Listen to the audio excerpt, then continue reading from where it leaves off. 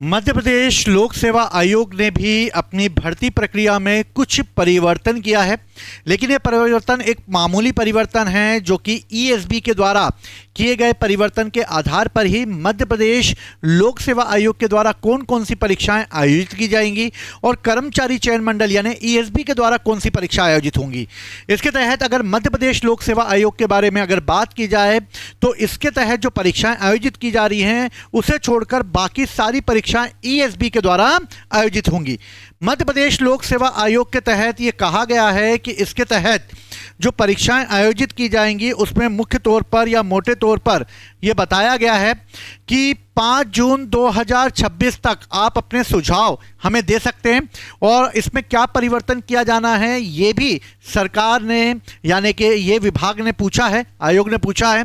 साथ ही पीएससी की अलग अलग पदों की बजाय 5 बड़े शैक्षणिक और तकनीकी समूह बना दिए गए हैं जो पहले से ही थे लेकिन इन्हें आइडेंटिफाई कर दिया गया है।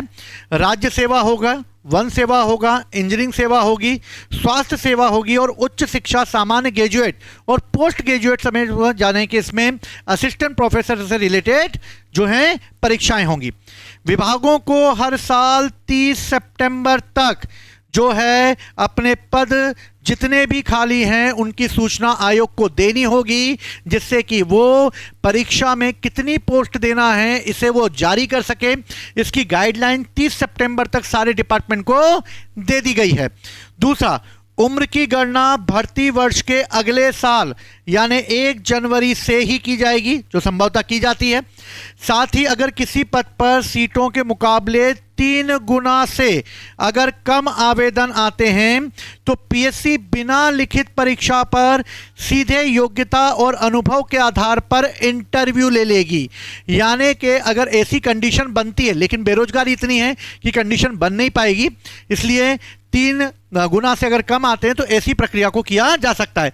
कई वैकेंसी ऐसी होती हैं पता नहीं चलती हैं, लेकिन ये डिफाइन कर दिया है कि ये 5 परीक्षाएं वो आयोजित करेगा।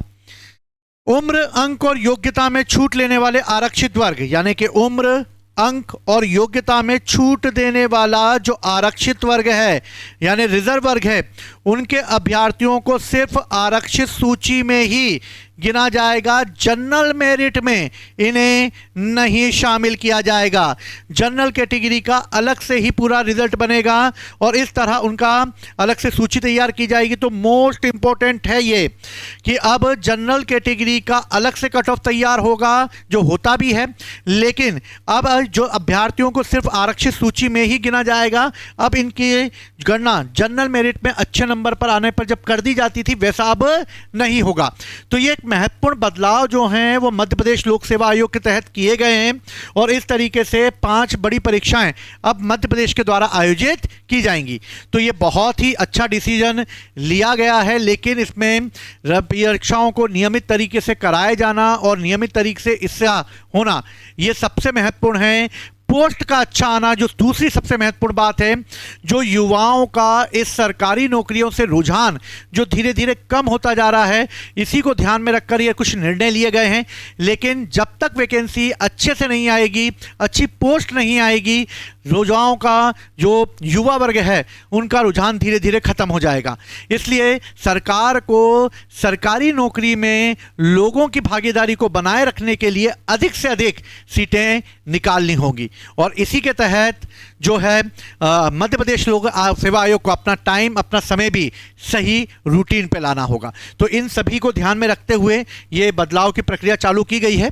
5 जून को देखते हैं क्या क्या सुझाव आते हैं और उसके बाद क्या कैलेंडर जारी करता है आयोग। तो चलिए मिलते हैं जब ये नया आएगा, उसके साथ क्या परिवर्तन करेगा इसको मैं समझाऊंगा। जय हिंद, जय भारत।